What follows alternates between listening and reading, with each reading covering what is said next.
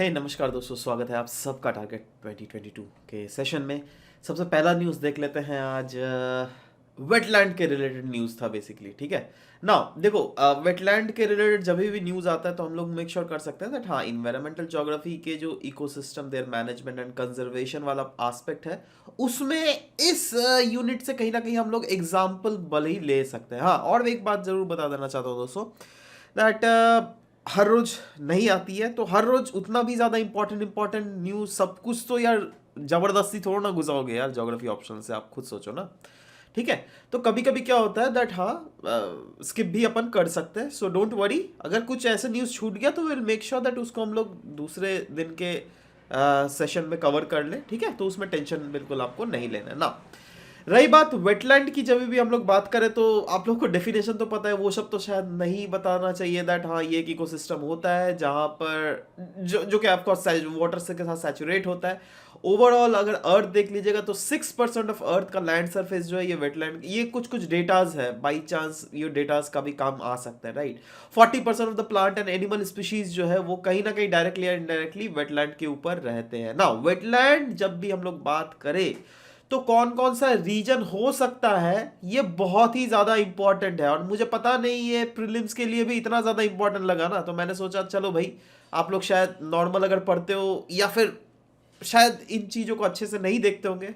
मैं मान रहा हूँ बहुत जन एक अच्छे से स्टडीज करते हैं, बट बहुत जने जो है नज़रअंदाज भी कर देते हैं। तो सवाल होता है दैट मैंग्रोव कौन कौन से रीजन को इंक्लूड करता है। Of course marshes, rivers, lakes, flood plains, ये सब जानते होंगे। राइस फील्ड्स भी जानते होंगे, नहीं जानते थे क्या? हाँ, rice fields are also one of the example of wetlands. Coral reefs भी are the example of wetlands, right. Marine areas which are not deeper than 6 metre at low tide. देखो, अगर इस टाइप के क्वेश्चंस अगर आ जाए ना, क्या होता है ना दैट बहुत समय ज्योग्राफी में ऐसे क्वेश्चंस पूछा जाता है जिसमें डेटा दिया हुआ रहता है। जैसे पिछले बार ऐसा क्वेश्चन आया था ना, देखा था 2020 का question, if I am not wrong. वहां पर था दैट ये जो साइक्लोन जो फॉर्मेशन होता है उसके आई का टेम्परेचर और उसके वॉल का टेम्परेचर में 10 डिग्री का सेंटीग्रेड का डिफरेंस होता है, राइट। तो उतना ज्यादा स्पेसिफिक यार कौन मापने गया 10 डिग्री सेंटीग्रेड का डिफरेंस होता है, राइट। तो वो उस टाइप के जो ऑप्शंस होते हैं ना वो रॉन्ग हो जाता है, राइट। वैसे ही ओशन थर्मल टेम्परेचर,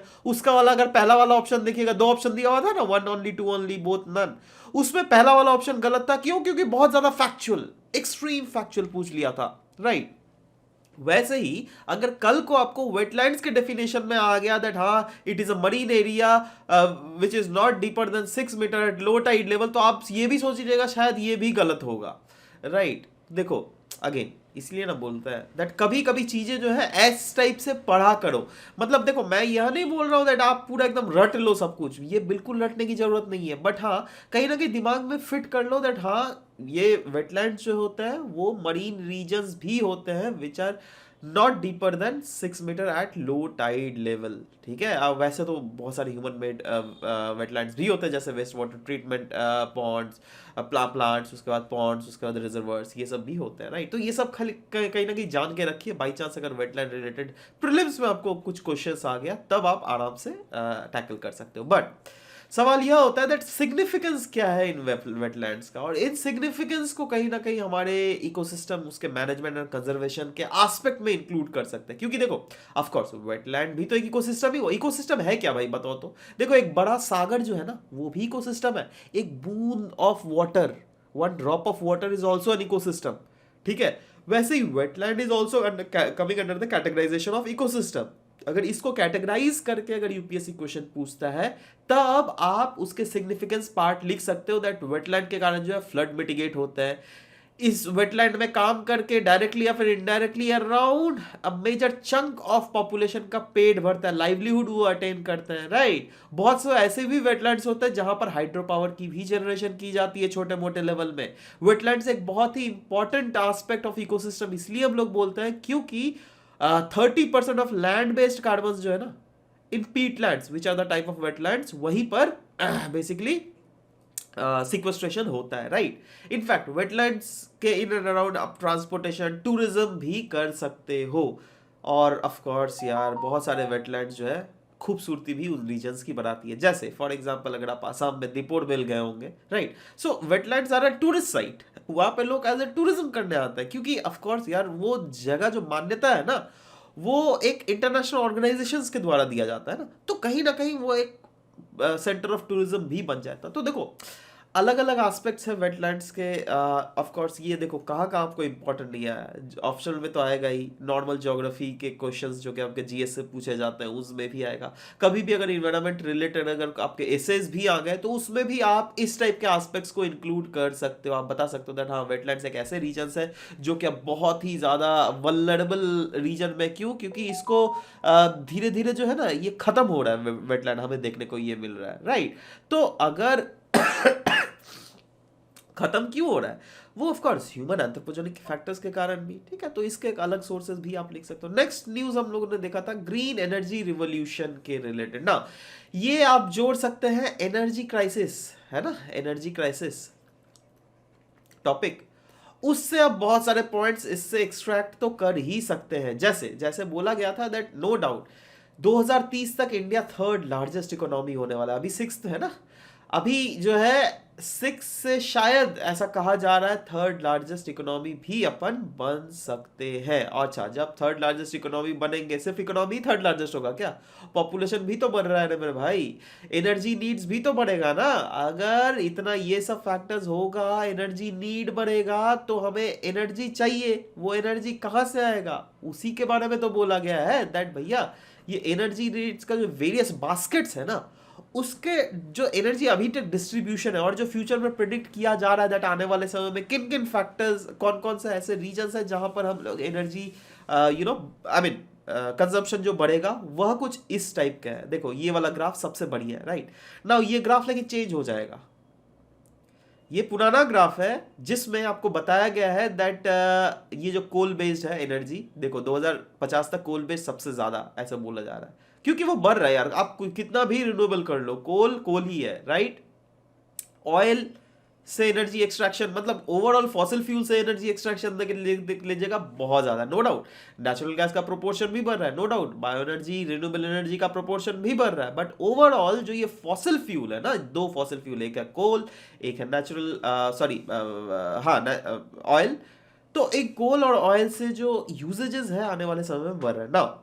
आपको पता होना चाहिए दैट कहीं ना कहीं अभी सीओपी में बेसिकली हमारे देश के द्वारा जो इंटरनेट नेशनल डिटरमाइंड कॉन्ट्रीब्यूशंस जो मॉडिफाइड वर्जन में रख रहे हैं जिसको कहते हैं पंचामृत, तो उसमें से बेसिकली 2030 तक ये भी एम है दैट 50% एनर्जी जो है ना हम लोग रिन्यूएबल सेक्टर से एक्सट्रैक्ट करेंगे, राइट। तो इसके एस्पेक्ट्स भी आप प्रमोट कर सकते हो ना।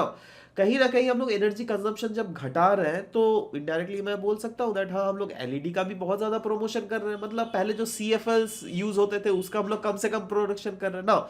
आपको पता होना चाहिए दैट सीएफएल लैंप्स में जो है मर्क्यूरी का काफी ज्यादा इस्तेमाल होता है, राइट। मर्क्यूरी कहीं ना कहीं मिनामाटा कन्वेंशन के तहत बोला जाता है दैट इसका यूजेज को कम से कम घटाइए, ठीक है। तो देखो यही चीज है, चीजों को रिलेट कीजिए, है ना। नो डाउट आपका प्रीलिम मेंस का तो प्रिपरेशन हो ही रहा है, प्रीलिम्स का भी टेक्निकली ऑटोमेटिकली होता रहेगा, आपको पता भी नहीं चलेगा जब प्रीलिम्स का प्रिपरेशन आपका हो गया है ना। तो ये चीज है ना। एक जो अलग सा मैं बताना चाहता हूँ दोस्तों, कुछ एक्चुअली मेरे स्टूडेंट्स का कुछ डाउट्स था, ठीक है, तो उन्होंने रेस किया था, तो मैंने सोचा चलो सबको ही एक साथ बता देता हूँ जिससे आप लोगों का भी अगर ये डाउट हुआ होगा तो वो भी क्लियर हो जाना चाहिए, ठीक है। और वो था लाइन ऑफ कंपनसेशन के बारे में। आइसोस्ट्रेसी तो आपने पढ़ा है ना, उसमें बोला गया है लाइन ऑफ कंपनसेशन। नाउ ये लाइन ऑफ कंपनसेशन होता क्या है ना, उस लाइन ऑफ कंपनसेशन जानने के लिए आपको डेप्थ ऑफ कंपनसेशन जानना पड़ेगा। डेप्थ ऑफ कंपनसेशन जानने के लिए आपको पहले पता तो होना पड़ेगा भैया, ये जो एरी और प्रैट ने जो अपने थ्योरीज दिए थे रिगार्डिंग आइसोस्ट्रेसी, उन्होंने बेसिकली बोला क्या था। देखो एरी का जो थ्योरी था, इनका था थ्योरी को बोला जाता है लॉ ऑफ फ्लोटेशन, ठीक है। वैसे ही प्रैट का थ्योरी इन्होंने दिया था लॉ ऑफ कंपनसेशन।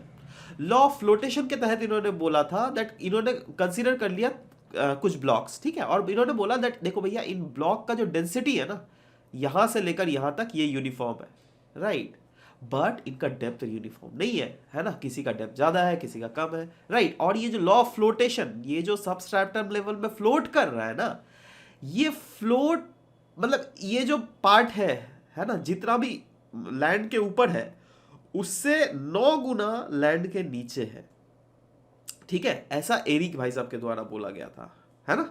तो इनका मेन थीम क्या था, दैट ये जो ब्लॉक्स है उनका डेंसिटी तो यूनिफॉर्म है बट इनका डेप्थ जो है वो वेरी कर रहा है, ठीक है, below the substratum level. Pratt भाई साहब ने क्या बोला, दैट देखो इनका जैसे इन्होंने बोला था ना दैट डेप्थ वेरी कर रहा है बट डेंसिटी यूनिफॉर्म है, इन्होंने बोला डेंसिटी यूनिफॉर्म नहीं है, ना ना ना, मतलब उलट गए ये। इन्हीं ने जो बोला था डेंसिटी यूनिफॉर्म है, इन्होंने बोला नहीं भैया डेंसिटी यूनिफॉर्म नहीं है। इन्होंने बोला दैट डेप्थ वेरी कर रहा है, ये बोल रहा है दैट डेप्थ जो है यह यूनिफॉर्म है। समझ रहे हो, मतलब इन्होंने दोनों एस्पेक्ट्स में अलग अलग बेसिकली अपने कॉन्ट्रारी व्यू पॉइंट्स दिए थे, ठीक है। अच्छा, अब mass above the sea level is supported below the sea level, मतलब ये जो लाइन ऑफ कंपनसेशन का मैं डेफिनेशन बना रहा हूं, क्योंकि इसी कॉन्सेप्ट से ही आपका लाइन ऑफ कंपनसेशन को कहीं ना कहीं आप क्लियर कर सकते हो, right. Now line of compensation है क्या, देखो इन्होंने बेसिकली यही बोला that mass above the sea level जो है वो सपोर्ट किया जाता है below the sea level, that is जो भी, जैसे ये कुछ भी एलिमेंट ले लिया था इन्होंने, वुडन ब्लॉक कंसीडर कर लिया से फॉर एग्जांपल, ठीक है, तो कुछ मास ऑफ जो है वो अबव द सी लेवल है, कुछ मास ऑफ वुडन ब्लॉक्स जो है ये बिलो द सी लेवल है, and there is a certain depth at which the total weight per unit area is equal all around the world, right. जैसे ये law of flotation, that is आपका जाके एरी भाई साहब के अंडर अगर हम लोग इस थ्योरी को देखें तो लॉ ऑफ फ्लोटेशन के तहत क्या बोल रहा है, ये जो वेरियस ब्लॉक्स थे, है ना, उनका total weight per unit area जो है equal all around the world है, right, below the level of substratum as well, right. तो जिस डेप्थ में से फॉर एग्जांपल देखो इसका डेप्थ यहां है, इसका डेप्थ थोड़ा नीचे है, इसका डेप्थ थोड़ा ज्यादा ऊपर है क्या नहीं, बट तो ये कहीं ना कहीं हम लोग फ्रंट जोन हम लोग बोल सकते हैं, इसको एक जोन बोल सकते हैं, कंसिडर कर सकते हैं, राइट।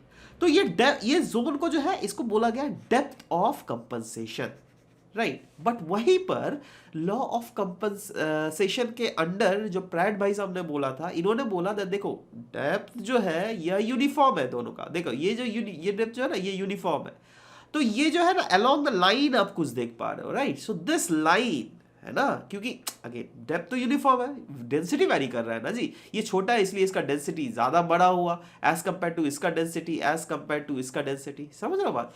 तो इसीलिए इन्होंने बोला दैट देखो भाई